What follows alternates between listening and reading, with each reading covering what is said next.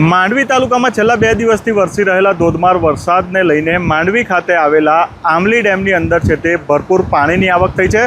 હાલ આપણે આંબલી ડેમ ખાતે છે। દ્રશ્યોમાં જે રીતે જોઈ શકાય છે કે આંબલી ડેમના જે 8 દરવાજા છે તે પૈકીના 2 દરવાજા ખોલી 1-1 ફૂટ જેટલા ખોલવામાં આવ્યા છે અને હાલ છે તે 800 ક્યુસેક પાણી જે છે તે છોડવામાં ખાડીની અંદર છોડવામાં આવી રહ્યું છે। ખાસ કરીને ઇનફ્લો પણ જે છે તે 800 ક્યુસેક છે અને 800 જે આઉટફ્લો છે તે પણ 800 ક્યુસેક હાલ છે તે દ્રશ્યોમાં દેખાઈ રહ્યો છે કે 2 દરવાજા ખોલવામાં આવ્યા છે।